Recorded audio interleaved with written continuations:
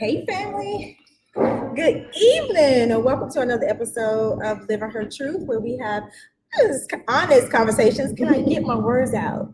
Where we have honest conversations between sisters on what it means to live your truth authentically. I am your host, LaKitia Woodard, and I am here and ready to have another moment of truth with you to help you build the confidence that you need to walk into your greatness. So tonight's episode is brought to you by A Sister's Truth. Okay, connect with your sister coach today to learn how to use self-awareness as a tool for embracing your purpose, repurposing your fears in order to build confidence and to create meaningful relationships. Your sister coach will give you the hard truths that you don't want to hear but need most so you can feel seen, heard, and supported as you pursue your purpose. So definitely visit asisterstruth.com today to connect with your sister coach. You guys, we're about to have a good conversation. Be nervous. No, don't be nervous. Don't be nervous. Don't be nervous. This is going to be an easy, laid-back conversation if my mic will stay up. Bloopers, you guys.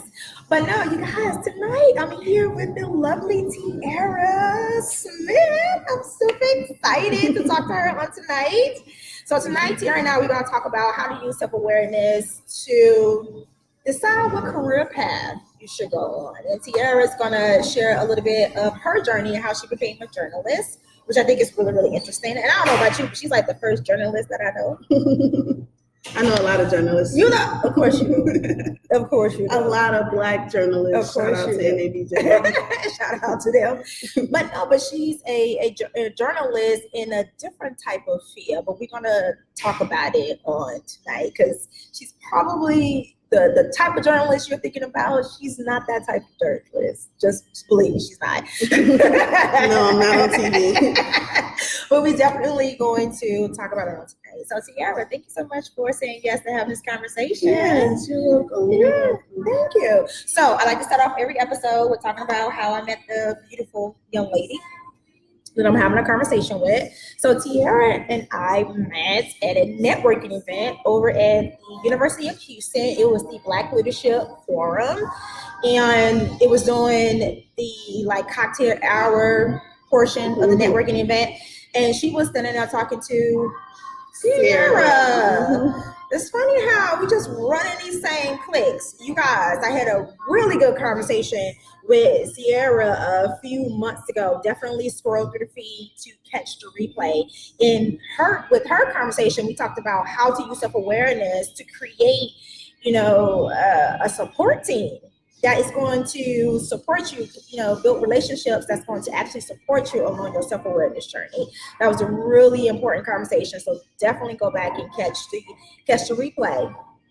But I just came over and interrupted their conversation because they was over there talking. I just came and interrupted myself. You guys, that's what you're supposed to do when you're at a networking event. Because if you don't interrupt in a nice way, nobody's going to invite you into the conversation. I be playing games with myself like, okay, you're going to go in there and you're going to talk to 5 people.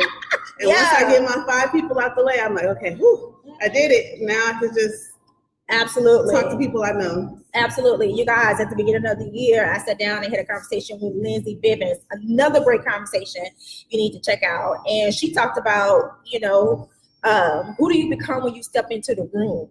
Like everybody's trying to get to the room and get to the table, but who do you become once you step into the room? Like, are you that shy, introverted person that's over in the corner? Or are you, like Tiara said, talking to people? So it's like, who do you become when you step into the room? So I had to go and interrupt the conversation. But I'm glad that I did because it landed us here. Yes. So Tiara, tell us a little bit more about you and what you do. So I'm originally from Milwaukee, Wisconsin. Right next door from Chicago Heights, Illinois. Yes. Right next door. Right next door. I haven't really been to Chicago as an adult like that, but Milwaukee is home. Always love to shout out my city whenever I can.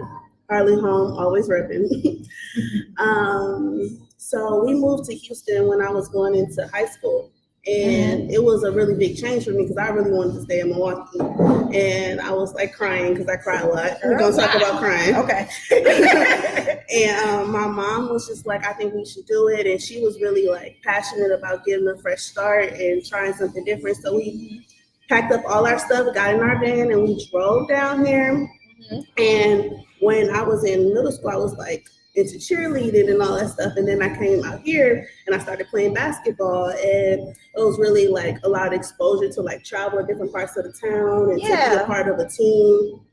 And it was really great. And when I was in high school, I ended up getting into a journalism class by mistake. That's what they said, because I wasn't supposed to be in there because it was like an advanced class. I don't think anything happens by mistake. No, it wasn't. And so the teacher was like, well, you could just stay. Well, you seem like you're smart and you'll catch it. And I'm like, okay.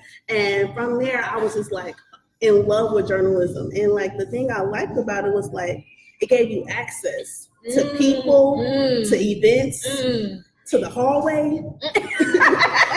That's the most important part, to the hallway. I set up this whole little design thing where there was like a little picture of one person from the page that I had to go interview. And so I had to go get schedules. I had to go in class and knock on doors and I need to talk to that person over there. Come into the hallway. Like, that was the bossest thing ever. Right. And then somebody was like, you can do that forever, right? Like you go to school for that. And I'm like, really? I can do this? And then I went to LSU's journalism camp, and it was like a week program. And I told my mom, I've been very ambitious. And when I tell my mama that something's gonna happen, it just happened. It happened like that. And so I went to the LSU program, fell in love with journalism. And from that point on, I did everything I could, like every opportunity. I was Googling stuff, applying for scholarships, whatever it took to get into wherever opportunity I wanted to get into. And so I wanted to go to LSU originally, but God had a way of sending me to Grambling first, which was a way, way, way better option I see now. Okay. One thing I did like about Grambling is the HBCU in northern Louisiana. It's been around for over 100 years, very historical university. And we had a TV station, a radio station, and a newspaper all on campus. Nice. And the difference between Grambling and LSU is when I was asking, like, how do I get involved? They was like, just show up. I said, no test, no nothing. I just got to come and be here and I can do it. And they was like, yeah. And so I did that. And it was like love at first sight. Like, I started to set goals. I'm a very goal-setting type person. Like, okay, I'm going to become staff. I had to write 5 stories. Then I wanted to be the editor. And then the editor-in-chief. Okay. I was saying I wanted to be editor-in-chief like day one. And they like, sit down somewhere. Learn how to write, edit, read some copy or something. So that's kind of where it started at. And every summer when I was in college, I had internships. So I had internships at the Tampa Bay Times, Denver Post, the Salt Lake Tribune. Yeah, and I studied abroad. So, and I eventually was able to go to LSU for my master's degree. Oh, you have a master's? Yes, a master's. Okay. And so God has a way of, making everything happen in His time, because I got a full ride and everything. Wow. Yes, and I was gonna have to pay before. Wow. And I got a full ride. So the first year I studied abroad. The first year I was just in school and in classes and everything. And then the second year of the program, I lived in Abu Dhabi. And I studied and traveled and all of that. Wow, we didn't talk about that on our first. Yeah. The first time we met up, we talked about layers. That. It's layers to these blessings. I'm learning some new stuff about Tiara tonight.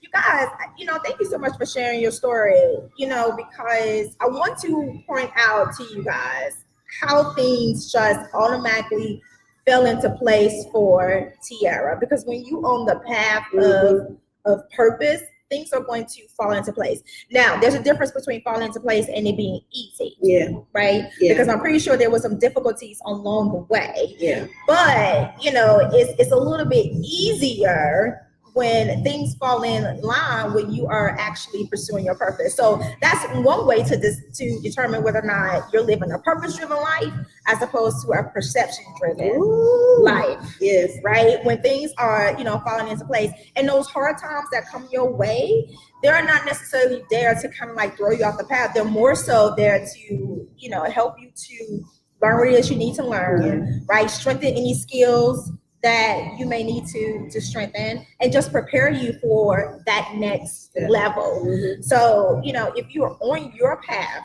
to purpose and you're, having a rocky time right now, because if you follow anybody on the gram, everybody's life is perfect. Because I go through that now. I'm looking at the gram, I'm like, man, what's going on in my little life? But if you're in that season of I don't want to say trials, in a season of waiting, and a season of patience, in a season of learning, growing, evolving, making mistakes.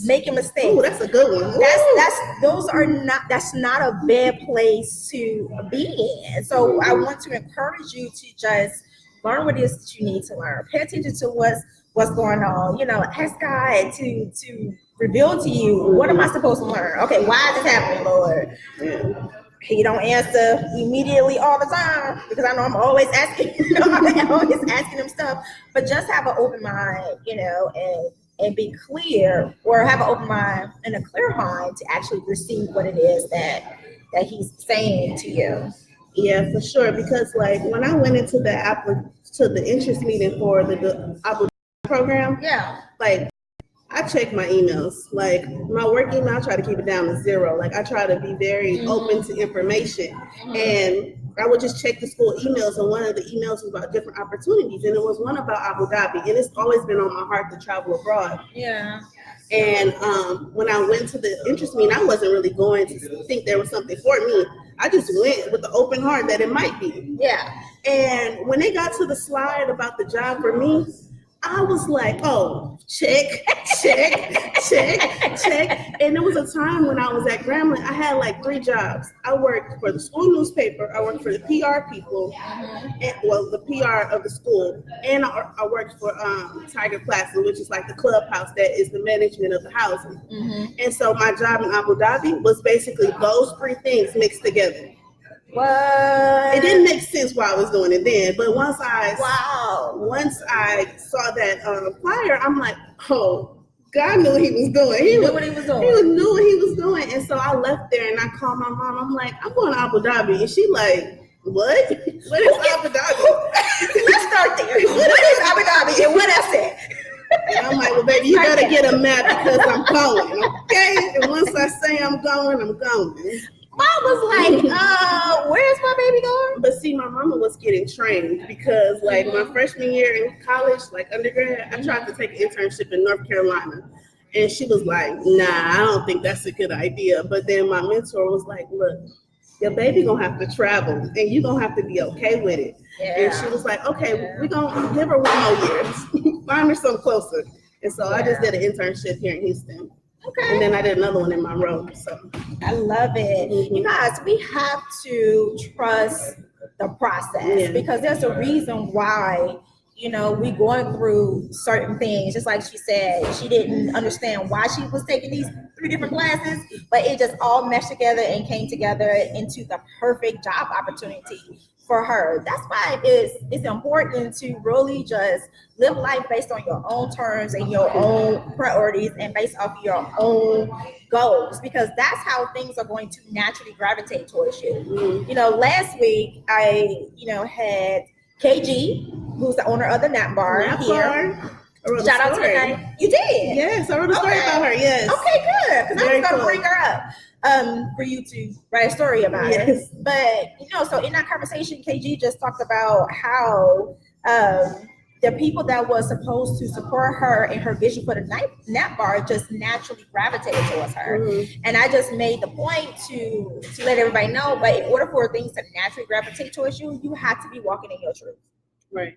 You have to be working in your truth, because otherwise you can't receive the blessings that are tied to you if you're not being who you are truly meant to be. If you're watching this video, I'm sorry to be important. But in order for you to get to where God, needs you to be, you have to walk in your truth. And it's okay to take on other people, listen to other people's opinions. Like Mom's just like, I don't know about that North Carolina internship, but how many of us allow our parents' fears and objections to stop us from doing what it is that we want to do? Now, I'm not saying don't take Mom's advice, because depending on how old you are, well, hell, I still take my mom's my mom's advice. I go to my mom for advice, but at the same time I make sure that advice is aligned with my purpose, my priorities, and my goals. Because otherwise, I dismiss it. So you have to have discernment and know when to dismiss, negative comments, opinions, and advice that people just throw on you whenever they want to. Yeah, you gotta know who you are and that God's covering you, because like I got the covering all over me, because there you go. When I first told people that I was going to Abu Dhabi, the first thing they said is I couldn't do it, and I'm like, you're right. You probably wouldn't do it, and you probably wouldn't have did the things that it would have taken to get there. So you can't allow other people's fear of what they can't do stop you from what God called you to do. It's some things that keep me up at night. And that's when I know, like, those are the things that I got to keep working on and working through, because those are where my truth is. And I got to keep be in the pursuit of how true I can be to myself. And I don't like it when people say the word can't, because I feel like they've taken themselves out of the running before the race can even get started. Yeah. So you are already telling yourself what you're not going to do before you even put forth any type of effort. How do you know you're not able to go to Dubai? How do you know try? Have you put forth the effort? Have you ever met anybody that's been to Dubai? Like, do something, explore, but that requires self-awareness. That requires knowing who you are. But tell everybody what type of journalist you are. So I am a commercial real estate journalist. So I write about different developments in the Houston area. So commercial real estate is everything but single family housing. It's something that's built for the purpose of making money. So the things that I write about is to help this industry make more money. And today I was working on a story about two people who used to work for a firm, and they're stepping on their own, and they're creating their own firm, and they're going to be developing property here in Houston. And so that's what I write about. And how did you get on that path, though?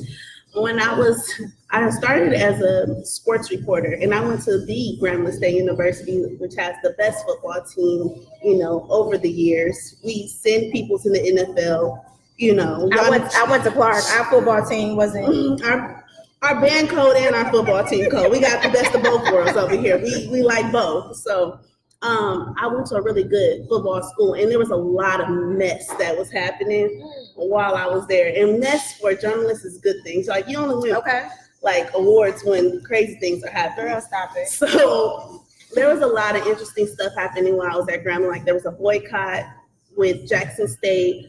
Doug Williams, who was the first African-American Super Bowl winning quarterback, he got fired. His son was on the team. It was just like a lot of stuff that happened when I was in Grambling. And then I just saw this whole different journey, and I was able to write about it throughout those years at Grambling. And then my mentor, he was telling me, like, if you want to sustain a long career in journalism, you need to be a business reporter, because business reporters are the last job that they lay off when it comes to like cutting staff at a newspaper.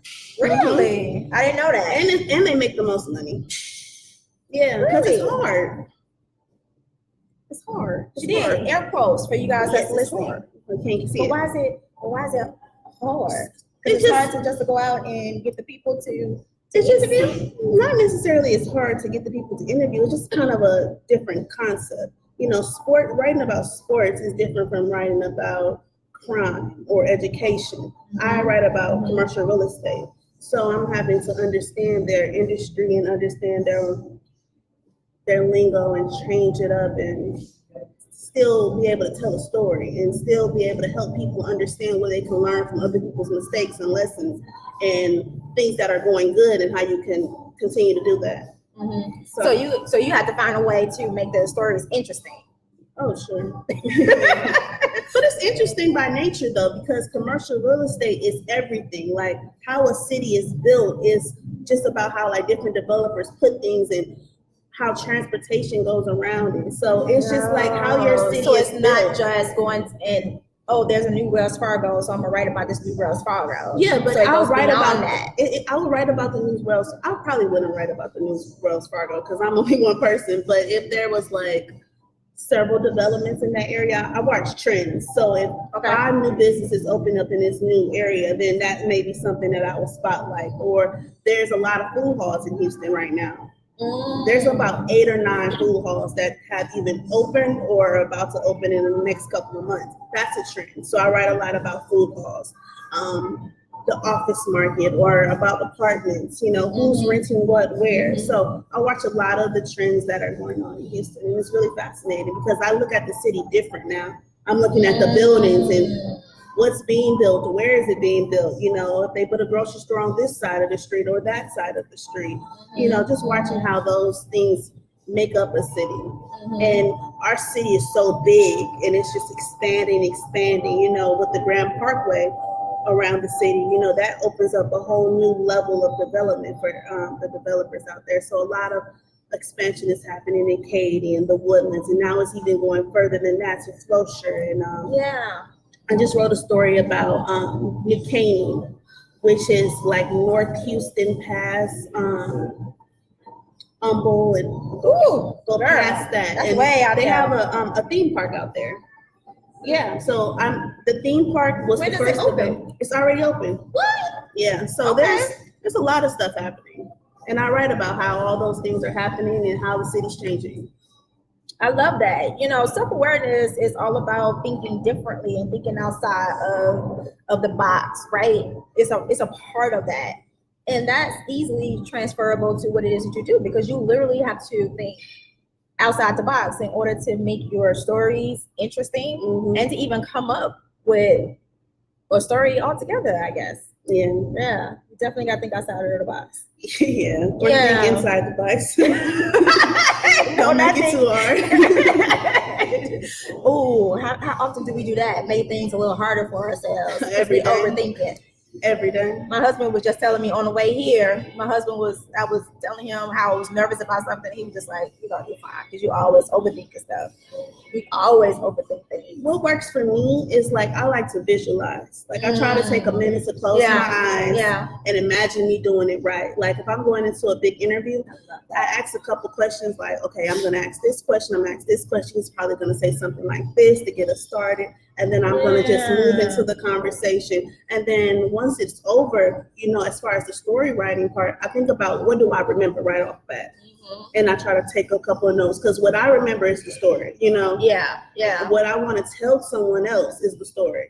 And so if you take that piece of it and then you just break it down and you explain it out, then it's kind of like a story tree. Start at the top and I love that, because that's a prime example of how we can, address our fears as they arise. Because normally when we feel fearful of something, nervous, walking into an interview or whatever, we tend to run in the opposite direction or get really shy or whatever. But why not just plan it out? You know what you're fearful of, identify what that is, and put a plan in place. Like you said, visualizing yourself doing that particular interview or job, effortlessly and successfully. And that helps to alleviate the fears that comes with whatever it is that you're fearful of. Yeah. I love that. So we need to, make that a daily practice, of facing our fears and moving forward afraid, right? Because fear can be paralyzing on so many different levels. It's kind of like when they say about meditating, just taking a couple minutes to just breathe and just how do you want the day to go, And I feel a lot. If I feel anxious, I'll just take a second to just breathe. I'm in control. Yeah, I'm in control. And if I stay in control, and even if I feel out of control, God is in control. Yeah. You know what? I want to talk about this Instagram post that you put up on Instagram. Yeah, it's been going on all around the gram today. Oh, really? Yeah. Okay, so Tiara put this post up on Instagram. It's in her Instagram story, so you can go check her out at by Tiara Smith. Yes. Yeah, go by Tiara Smith. Follow her on Instagram. But in her story, she put up this post, and it says, "You'll be surprised at how many times a woman sits in her car or on her bed or in the bathroom or in the living room and quickly cries because she's so stressed. But when she shows her face again, she looks perfectly fine, unbothered, and she still manages to smile and go about her business like nothing happened." women are some of the most resilient creatures and they go through a lot. If you're a woman and you're reading this, I just want to say I appreciate you for being strong through it all. When I say that, I was like, Oprah, friend, we got to talk about that tonight. How many of you guys can relate to that? Like, how many times have you just cried just to get it out, just to get those emotions and those frustrations out? I think that's a good thing. I think it's a good thing too. And sometimes, like, I've noticed, I end up crying about things that I'm not even supposed to be crying about. I'll be crying about like something small when I'm really crying because I'm stressed out about everything else. It was just like the last thing that took me over. But like, I don't have a problem crying. A good cry will make me feel better. Yeah, it would. I love the fact how you say that you get to the root of why it is that you crying. That is so important. But that also takes self-awareness too. That takes you, being in touch with your emotions and actually figuring it out. Because not just with crying, but sometimes I can find myself just in a pissy mood. Let me be real for a second. I'm just in a pissy mood. I'm mad and I have no idea what I'm mad for. And I would sit down and take a moment. What am I mad for?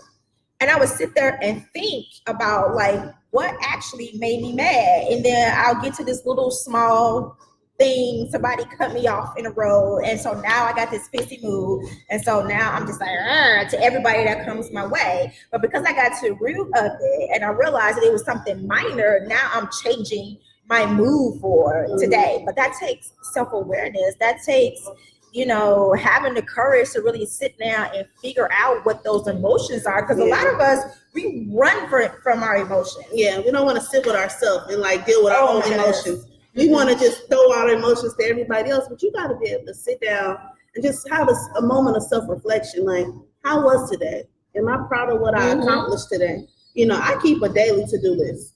Like, today I put times on it because I needed to be on time. So I'm like, you need to do this by this time, this by this time. And then it's like rewarding as I go because it's like I'm physically crossing something off of the to-do list so I can move on to the next thing. And then when I get home at the end of the night and I look over my notebook, I can see the things that I accomplished. I can look forward for till tomorrow. And so I can have an idea of what time I need to wake up, what time I need to stay up, just to balance that out. And I think being aware of what you have to do can just be so less stressful instead of like waking up and you don't know what time you need to wake up, where you gotta go. My schedule changes daily. So one day I might have to be somewhere at 11. Some days I might have to be somewhere at 7 o'clock. And that's a big difference. And depending on where you live in Houston, that can take 10 minutes, an hour. Yeah, it can. And I'm covering all over Houston. So some days I might be, like I said, I went to New Caney. That was an hour drive away. And then also, one thing I have to learn is to like recognize how long it takes you to do something. Not how, if you're going to do it, like there's something that might take me 2 hours to do, but I'm going to do it while watching TV. So it's going to take me 4 hours to do it. You have to be realistic about your time. And if you're not realistic about how you're spending your time, you will waste a lot of time because you're not calculating, you was on your phone for 30 minutes. You went to the bathroom 5 times because I drink a lot of water, So nothing wrong with that. And ain't nothing. So you got to be realistic of how long something takes, and then you can be able to plan yourself accordingly. How long does it take to cook you some breakfast? Yeah. And scheduling that time in. I'm glad you said that you track what it is that you do throughout the day because a lot of us, especially us high achieving women, we set the bar really, really high for the things that we want to have accomplished, whether or not it's in a day, a week, a month, by a certain age, whatever the case may be. But if you are tracking what it is that you do, then that gives you a realistic look of the things that you accomplish. So that way you're not focusing on so much on all the things that you did not get done. We need to give ourselves grace, you guys. We have to give ourselves grace. But that takes self-awareness. That takes you really defining what success looks like for you. We all need to have our own personal definition of success. Like if there are 7 billion people in this world, it needs to be 7 billion different definitions of what success is and what it looks like. And whatever that is for you, that's what you need to strive towards, But, that's something that you're struggling with. That's definitely something that I can help you with through one-on-one coaching And I talk about it in my book as well, 31 Days of Truth, Manifest Your Passion, Power, and Perseverance. Shameless plug. I talk about it in my book on, the importance of defining success for yourself and what that really means and how that simple definition will set you up for the rest of your self-awareness journey. It's just like, it's so freaking important, right? So Tiara, how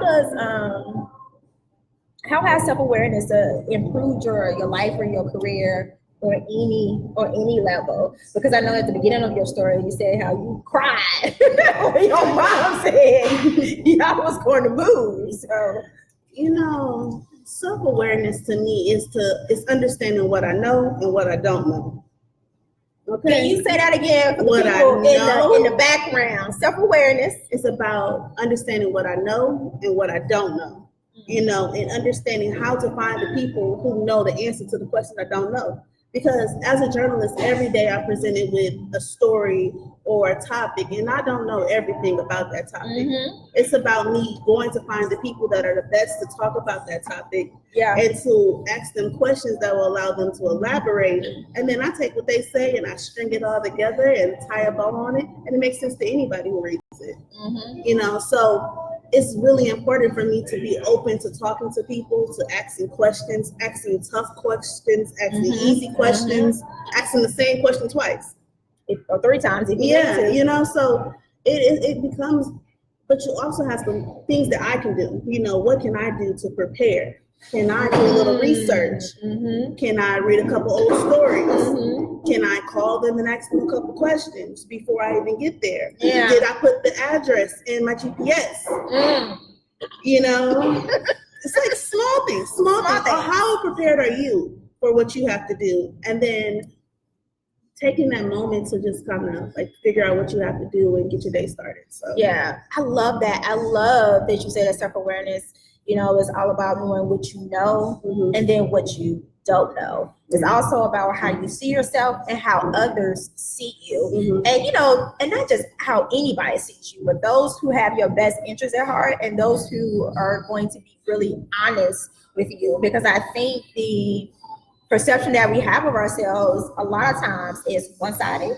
Like we think we know who we are and we don't care how other people see us. But to a certain extent, you should care, because depending on what it is that you do, whether or not it's your career or in your personal relationships, how you coming off, says a lot. And for you to have a totally full understanding of who you are, it's going to take knowing how others see you. It's going to take knowing what it is that you don't know and seeking the help to get the answers, like we said before, to the questions that you don't know, and getting the help that you need to fix whatever it is that people see in you. Like, for instance, if you guys know my story, you know that I was sexually abused by my stepfather for 8 years. So it ended my junior year. Around my junior year, and it's okay. It was a reason for it. It's the reason why I'm here today.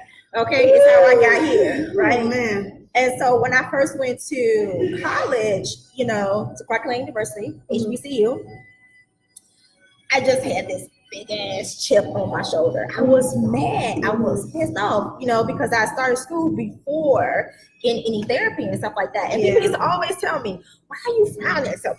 Like, why do you never smile?" And I had to realize.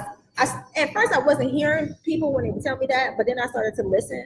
And then I realized that it was something that I always did, because while I was in that situation, I never smiled. I always smiled because I didn't want my stepfather to think that I was happy. Because in my mind, if he thought that I was happy, he would think that I was okay with being abused.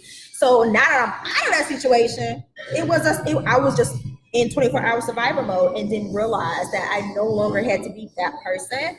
So just taking in that feedback and listening to people, and putting my ego to the side and stop thinking that everybody just it's something wrong with everybody else. Just really just hearing what it is that people saying, and then making a conscious effort to smile more. And then people, and once I started smiling more, people would tell me all the time, "You have a beautiful smile." Who knew? God Who knew. knew? God Once knew. I started smiling, that's when I started to make friends at Clark. Who knew? Right? So yeah, getting the opinions or of other people and getting feedback from other people is a part of really knowing who you are. And hearing that was my way of getting to the root cause of why I've always got this scar on my face, and then fixing it so it can, turn around, because I don't think anybody would want to be on my show if I was just like all the time. Nobody would want to be on my show. If I don't smile, I just look mean. So I just be smiling all the time. The lady told me at the dollar store the other day, "You surely is happy." I said, "Surely, I'm blessed. Thanks." I'm blessed. It's all about mindset. When you're smiling, it's contagious, number one. Because when you smile, other people smile too. Unless you're in Chicago, because then you smile, people looking at you like, "What are you smiling at?" But you know what I'm saying. It's contagious. But it's all about how you start your day and the mindset that you in, and it's not every what day. you expect. What expectations are you setting for yourself for the day? And smiling is one of those things that can really just change the situation all the way around. Yeah. So, I think that everybody wants to live a purposeful, meaningful life. Do you think self-awareness plays a part of that? Yeah, because it's like a combination of everything we're talking about. If you want to live a purposeful, driven life, you have to know what your purpose is. And along the way, people are going to correct you. A lot of people correct me, and a lot of people give me grace. I have to say thank you to people. Thank you for listening. Thank you for editing it. I know I made that mistake 100 times. Thank you. It takes a lot of grace. And then I also understand there's no perfect journey, Yeah. I just have to continue to know that I'm gonna have victory in the end. I just gotta keep rolling through it. And I think if you are on the pursuit of your purpose, you just have to continue to do the things that feel right, the things that nag at you, the things that make you uncomfortable, the things that make you afraid, the things that scare you. Purpose scares you. Oh yeah. You get what I'm saying? It makes you uncomfortable. It Absolutely. makes you stuck in the bed in the moment. Sometimes, man, it eats at you. And then when you find something like that, I've been blessed that I know when some people was in school, they had to change their major a couple times just to find something that they liked, but that wasn't never me. I knew since for a long time that I wanted to be a journalist, and I wanted to be a great reporter, and be able to write history, because that's what journalism is. We're just documenting things as we see it, as they happen. And it's a great honor for me as a Black woman to be able to share in that experience, because what I think and how I write and the words I use and the way I capture life is different from anybody else. And I just enjoy that, and I don't run away from that, I'm a person here. And I can't take that away, There's a way to be objective and all of that things, but my creativity and just my pursuit, my passion, it's top tier. You can't teach it. You either got it or you don't. You either got it or you don't. Either you got it or you don't. Your natural skills and talents are tied to your purpose. I 100%, agree with that. And I agree with everything you just said, because our purpose would definitely set us apart from everybody else, which is one of the reasons why I think we run from purpose. Because in my opinion, we all know what our purpose is. We just choose not to embrace it. Because we want to fit in for whatever reason, whatever traumatic experience that you had. Your traumatic experience doesn't have to be on the same level as mine. If you was bullied in school, that's a traumatic experience. If you was bullied at work, that's a traumatic experience. If you lost your mom at a young age, that is a traumatic experience. Your daddy. Or your dad. That's a traumatic experience, for you. So when we go through these traumatic experiences, we just want to feel normal and included and validated and accepted, right? So we tend to run from the thing that we are called to do, that we are naturally, able to do. And, through self-awareness coaching, that's something that I work with my clients on, with helping them to really identify it, because, you have to peel back those layers. Personal relationships, whether they're good or bad, our life experiences, our upbringing, all these things cover up who we are, right? And in order to really get to the root of what that is, we have to peel back those layers. And sometimes we just need help with doing that, because a lot of us, we're so fearful and have been fearful for so long that we can't even really acknowledge and pinpoint what it is that we're scared of. And that's where a sister coach comes in, because your self-awareness journey or your pursuit to purpose, you don't have to do it alone anymore. That's why I'm here, to walk that thing out with you, because I know how it feels to be alone on the journey, at least in the beginning, and not have anybody that you can talk to, because you're the first person to do every single thing, right? So you're the smartest person in the family, so you have to go out and figure things out for yourself, so you no longer have to do that.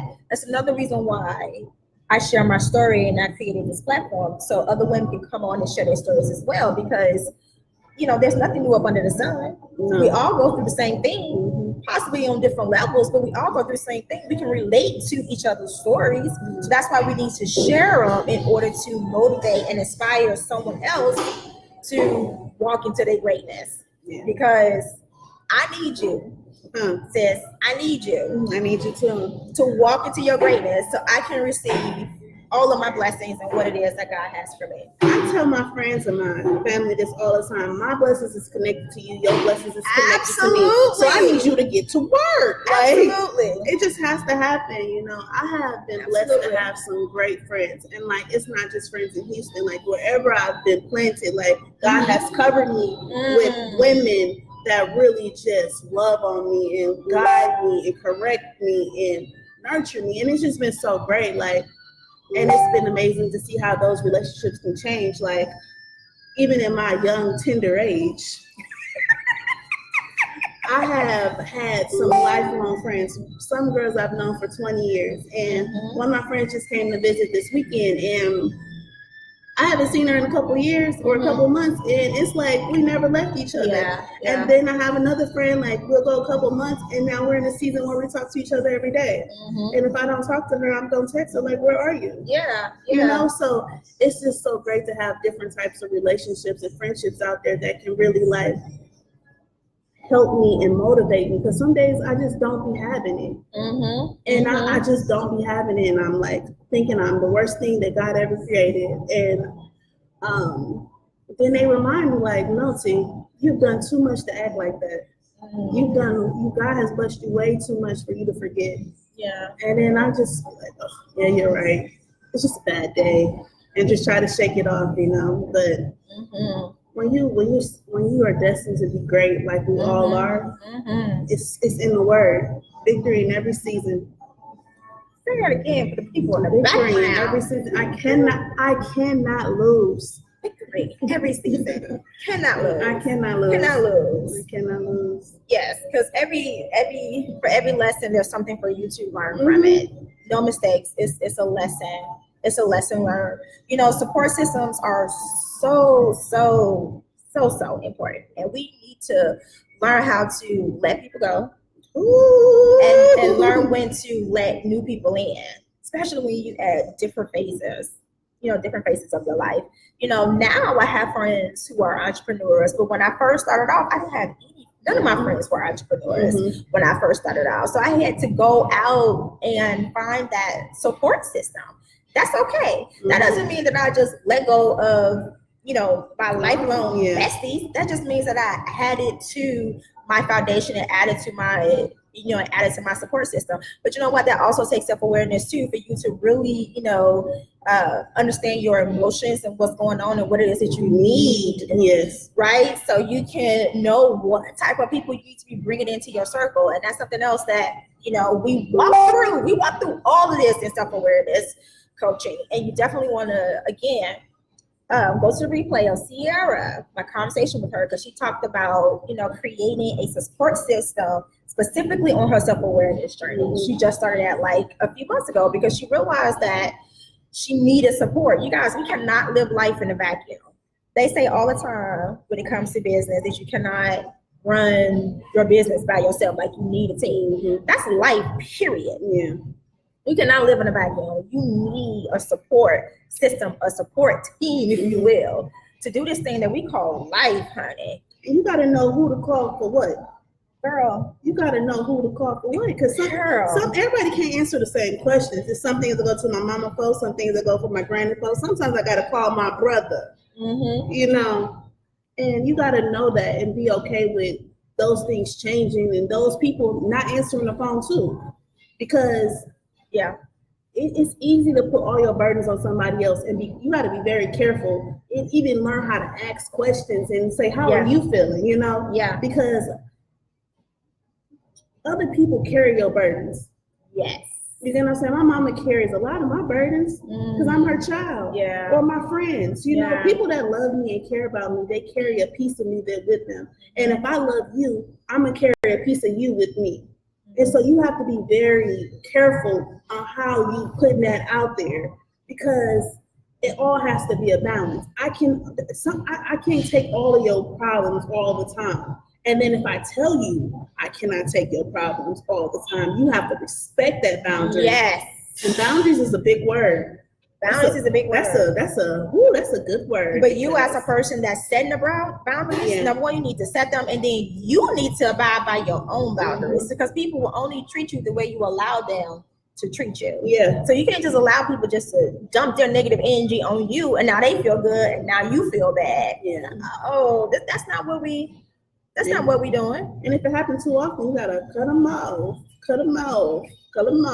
Even if you've been friends however long, for 50, 11 years, sometimes, you know, a person is in your life for a season, and that's completely okay. But we gotta know when to let go. And if you having a hard time letting go, you need to call me so we can get to the bottom of that thing. Like, why are you holding on to something that needs to be let go? Because there's a reason why. There's a reason why you're doing everything that you're not doing, that you're supposed to be doing. There's a reason why. And that's something that we can discuss and talk about. Yes. I really enjoyed you tonight, girlfriend. Thank you. You have been amazing.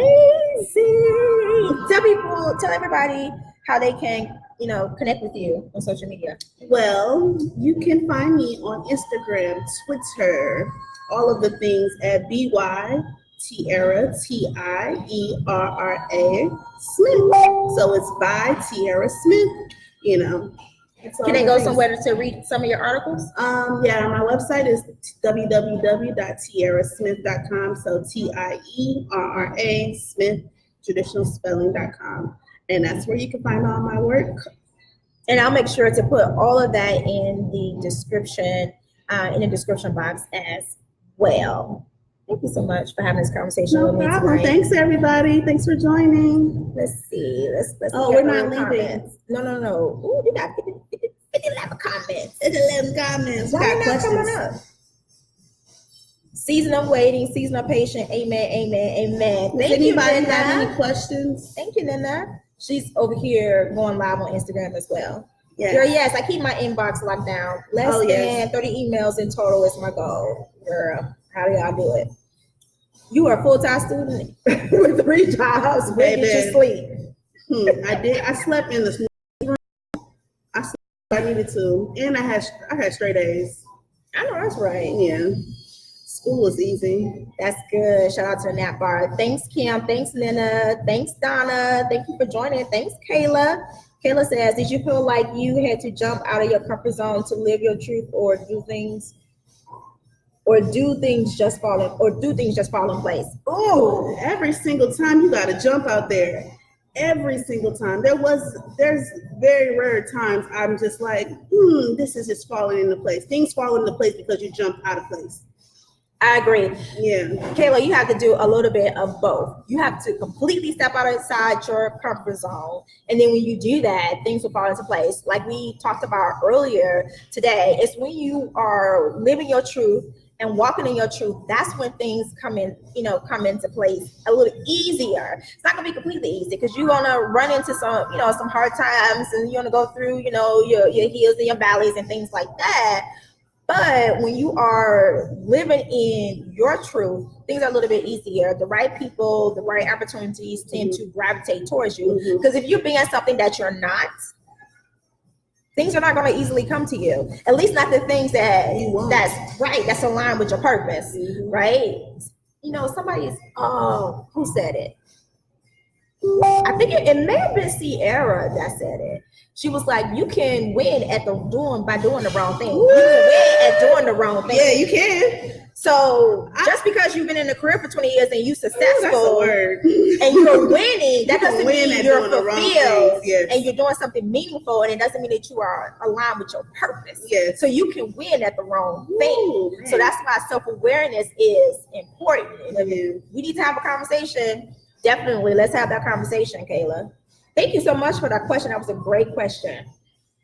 Then it says, 100%, I remember when I was talking to my father about various PhD programs, and he gave me the best advice I've ever heard, and it added more clarity to my future. At the same time, he wanted me to do a master's in Dallas, and I had to nix that because I know he wanted me to stay closer to him. It's important to understand your own journey so you can understand how their advice plays into it. Absolutely. Nina is she's going to get her master's degree. She's going to an international business school. I forget the name of your school. Nina, drop the name of your school, but she's going to be studying in Dubai, London, I want to say Thailand, I think, or Shanghai. I think it's Shanghai. That program. Yeah, I think it's Shanghai. But it's like one of the top international business schools that's out there. And she's going to pay for her master's degree through scholarships because she went to, no, you didn't go to U of H. She graduated from U of H and she paid for her education through scholarships. And so now she's working on, paying for her master's degree and scholarships. So I think up until this point, she's earned over $100,000 in scholarships. She doesn't believe in paying for school. So if you have a child who's about to graduate from high school, going into college, or if you are a college student or even in a master's or PhD program, you need to connect with Nina Umelo to learn how you can use scholarships to not pay for education. And you need to just start asking questions because at school, they have scholarships. There's one time you do all the things you're supposed to do, sit in the front row, ask questions, get good grades, and then lessons will start to fall out into your head. When I was in Grambling, we had a preacher at Church of the Champions, I'll never forget. He used to pray for unexpected checks in the mail and scholarships we didn't even know exist. Do you know? That's right. He prayed that prayer every Sunday, and I started to continue to pray it. I got unexpected checks in the mail. I got scholarships I didn't even know exist. What? One time I went into the office, and it was like, sign this paper. I don't know if I'm supposed to tell people this, but they were like, sign this paper. And they was like, they was looking for students to give scholarships to, and of course we gave you one. I'm like, hello, sign me up. Give me that 2,000. Right on time. You gotta be, like I said earlier, you gotta read. The school sends out so much different information. Read. Go ask questions. I saw this. What does this mean? Yeah. That's a simple question. What does this mean? How can I get this? What do I have to do to get here?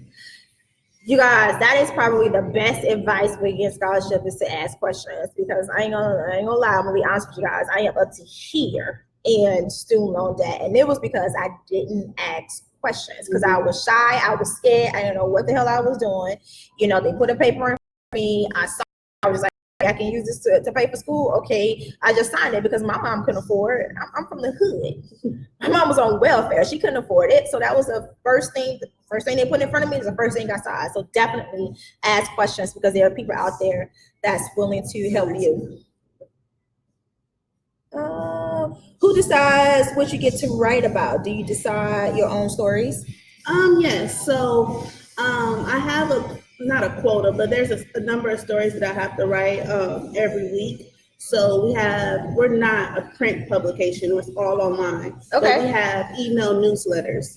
So I have 2 newsletters that go out in the afternoon on Tuesdays and Thursdays, and then I have a newsletter that goes out Monday through Saturday. And so I'm always making stories and writing stories to have content into those newsletters and morning briefs and stuff. So I write about 8 stories a week, which come out to like 8 times 4 is 32 a month.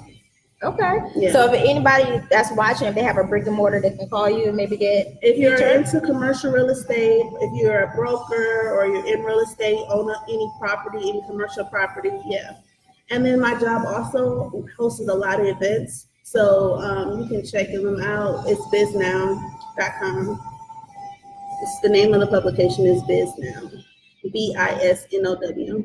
Hey, Monica, thank you so much for joining. Hey, Keisha, thank you so much. Rashonda, thank you so much. Jasmine, hey, Parade. Tanya, Kim, thank you guys so much. We got a lot of facts and amen. Yep, been there. Self-awareness is key. You guys have been agreeing with what we've been talking about tonight. I appreciate you. Let's continue the conversation. Share this video with your family and your friends if you know anybody who needs to hear what it is that we talked about tonight, because maybe they're stuck trying to figure something out, or maybe they are stuck in a relationship and they have no idea why they in it and no idea how to get out of it. Share this video with them. Let's not hoard the information. Let's share the blessings. Share the blessings. I realized something recently. A part of the reason why people don't like sitting with their emotions is because they literally don't like what they're feeling on a regular basis. If we were truly happy with ourselves and we are feeling ourselves, then, hold on, guys. Oh, it won't show the whole comment. Okay, there we go. Okay, happy with ourselves and we are feeling ourselves, and we'll be happy to sit with that because we enjoy it. So why don't we like the way we feel most of the time? When I realized that, it blew my mind. I want to live in a space where I'm always enjoying what's going on internally. I 100% agree with that. But it also starts with reconciling any unresolved trauma. Yeah. Because the biggest trauma, you guys already know if you know my story, was the sexual abuse. So working through that with therapy, prayer, all of those things, working through that helped me to really get to a place when I'm okay with sitting where my emotions is trying to figure out what's going on later on down the road. Right? But had I not gotten help for that traumatic experience, there's no telling where I would be emotionally, right now today. But I think also a lot of us, we don't want to sit in it because we know that we need to address whatever that traumatic experience is, because we didn't, brushed it off and put it to the side, and we think it's not affecting us, but it is. It's directly, and indirectly affecting the decisions that you make. It's affecting, how you make the decisions that you make. It's affecting, the type of people that you're dealing with and that's attracted to you. It's affecting your finances, right? It's affecting your career. It's affecting every part of your life. Right? But until we, reconcile that unresolved trauma, we're never going to be able to just sit in our feelings, because, therapy helps with that. You guys know I'm an advocate of therapy. I've been in therapy a couple times in different seasons, Yeah. And therapy helps talking through those pain points. Some people go to therapy for, long periods of time. So you can go through a season if you're just having a rough time. I know there's an app called Talkspace where you can talk to somebody and text someone. There's a lot of different options these days. You don't have to go physically drive to see someone. You can text if that's better your thing, or you can video call. So just look out for different options and see what's best for you, and especially try to find someone to talk to. Yeah, and depending on what it is you're going through, whether or not it's depression or if you're having suicidal thoughts, whatever it is, there's an 800 number that can help you out. You can also check out Melanin and Mental Health. They are great. Two, Latina and Black sisters have come together, and they are great therapists. That's another resource as well. I'm going to have to put some additional resources on my website and circle back around and let you guys know, because I'm glad you brought that up. You have to get help. There's help out there. There's somebody that can help you out.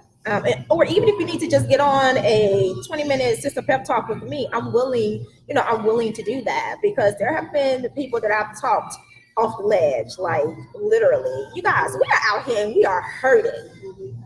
We are hurting, and it's okay to admit that. It takes strength to say that you are hurting and to go and get the help that you need when you're hurting. That takes strength and confidence. Donna says, and now you're one of those people who smile and you laugh. It's infectious. Thanks, girl. That's my homie, love me, Farron. How did you attract your mentors who guided you where you are right now? Well, I have a couple of good mentors. Like some of them came from school, just kind of talking to people or talking to my professors, figuring out who had. See, the thing about a mentor is they have to invest in you. Mm-hmm. And they have to want to invest in you. They have to see something in you that you don't see in yourself. Mm-hmm. So when people like go up to someone on the first day they meet them was like, "Can you be my mentor?" Mm-hmm. That's not really how you get a mentor. It's about finding people that you connect with and see something, and that see something in you that you don't even see in yourself. And that's really what my mentors do. They push me, they motivate me, and they encourage me to be my best person. And those are the type of people that you want in your corner. You don't want someone who's not going to look at your content or not read your work or not correct you when you're wrong. Yeah. And so that happens over years. You establish relationships, you nurture those relationships, you go back to them, you apologize, you thank them, you praise them. It's mutual. It really just grows over time, and you have to be okay with allowing that relationship to grow. And then some people you think are going to be your mentors and they're not, and there's different levels of mentorship. And you also need to be comfortable when letting that mentor go too, when that mentorship relationship needs to end, because your mentor should allow you grace and room to grow into the person that God has called you to be, not grow into the person that they want you to be.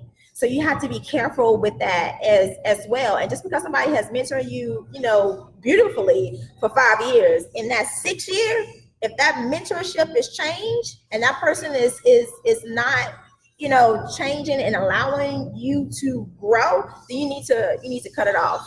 Again, that goes back to knowing when it's time to end a relationship. Smile gives less wrinkles. I know that's right. What do you do to decompress? I watch Netflix. I do too. I watch The Office. Escape. Sometimes I just need to escape. I watch anything Marvel on Netflix. I don't watch anything heavy. So don't ask me if I seen Greenleaf. Don't ask me if I seen Orange is the New Black. I was watching The Flash. I spend a lot of time talking on the phone. And you know what? And I have a voice diary on my phone. Sometimes, sometimes when I'm in my car, I just let it out. Sometimes you just gotta get it out. I've been thinking about that because I want to be able to write a book one day, and I need to be able to capture how I feel now so I can use it later. Voice diary, girl, and you can save it because from your phone you can transfer it from your phone onto a jump drive. So you guys are amazing. The comments are just going crazy. But we're gonna have to go ahead and end this live. Thank you so much. I would definitely swoop back around and respond, mainly respond to, your comments and your questions. Thank you so much for showing up. Please help me to continue to spread the word by sharing this video with your family and friends across all of your social media platforms, because I am on a mission to motivate the masses, and the only way I can do that is with your help. And the number one way you can help is by sharing this video. Share, like. And once again, if you need help on your self-awareness journey so you can pursue your purpose, definitely go to asisterstruth.com to reach out and connect with your sister coach. And if you need any writing assistance, I write a lot. I write everything, so from anything from bios to other resumes and things like that. And all your writing services, feel free to reach out to me on my website at www.tierrasmith.com, and I can be found on social media at BYTIERRASMITH. It's been nice chatting with you today. Thank you so much for taking time to chat with me. I'm so thankful. I told you it's going to be laid back and cool. Yeah. Just laid back, cool. Girlfriends, conversations. So you guys, I will see you in a couple of weeks. I'm going to be traveling. Got some traveling going on in the next couple of weeks. So it won't be until mid-September until the next episode. But until then, I'll see you guys next time. Bye.